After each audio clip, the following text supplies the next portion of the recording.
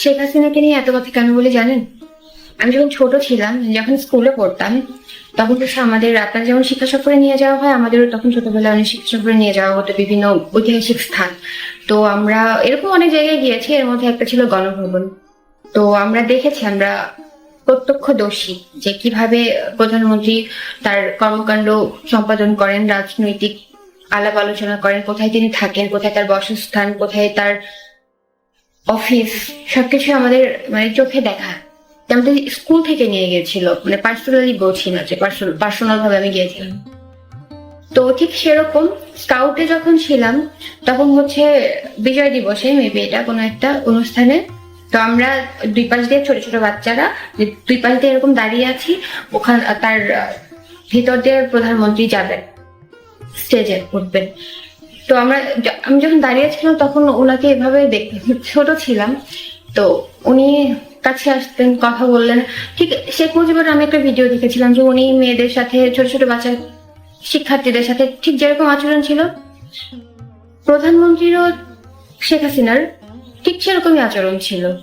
মানে এই যে ছোটবেলা থেকে যে লালন করা সংস্কৃতি, শিক্ষা, আমি বলবো না আমি অনেক শিক্ষিত, বাট এই জিনিসগুলো কেন জানি আমার বিবেকে লাগে যে এখন যখন মানুষ বলে স্বৈরাচারী, উনি যদি স্বৈরাচারী হতেন তাহলে অবশ্যই সাধারণ জনগণের কাছে আসতেন না, সাধারণ জনগণের ভালো চাইতেন না। উনি কিন্তু একটা জায়গায় বলেছেন যে আমি আসছি, আমার কিছু, এটা আমার বাবার স্বাধীন করা দেশ, আমার এখানে কিছু কাজ আছে, সেগুলো সম্পাদন করে আমি যাব। এবং সে অনুযায়ী উনি কিন্তু কাজ করছিলেন। আমরা এখন বলি উনি এত টাকা ঋণ করে গিয়েছেন, দেখেন উনি কিন্তু আমাদের ভালোর জন্য, আমি আমার ছোটবেলা থেকে তাকে দেখেছি, দেখে তার আদর্শ লালন করার চেষ্টা করছি। মেট্রো রেল বলেন, বঙ্গবন্ধু টানেল বলেন, পদ্মা সেতু বলেন, এগুলা কি তার অবদান না? এগুলা হ্যাঁ অবশ্যই তার কিছু দোষ আছে, তাদের নেতাদের ভিতরে, নেত্রীদের ভিতরে অবশ্যই খারাপ ভালো ছিল দেখে আজকে এই অবস্থা। আমি কিন্তু কখনো নেতা নেত্রীদের টেনে কথা বলি নাই।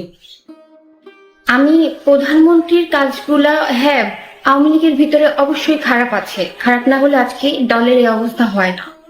কিন্তু আমি যার আদর্শে লালিত তার কথা বলছি, শুধু অন্য কারো কথা না।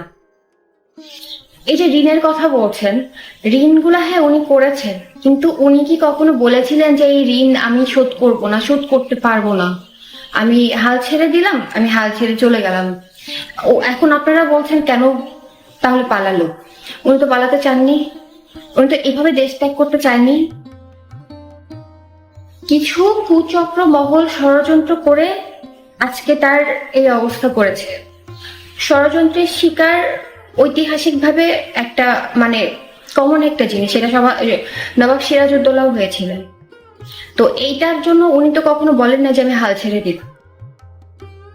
উনি তো সবকিছু নিজের মতো করে গুছিয়ে নিতে চেয়েছিলেন, আমরা থেকে সুযোগ দেইনি। এখন তাহলে কেন এই কথাগুলো আসছে যে এত টাকা ঋণ করে চলে গেলেন, এই কাজ করে চলে গেলেন? উনি তো কোনো কাজই অর্ধেক রেখে চলে যেতে চাননি, তাকে আমরা বাধ্য করেছি।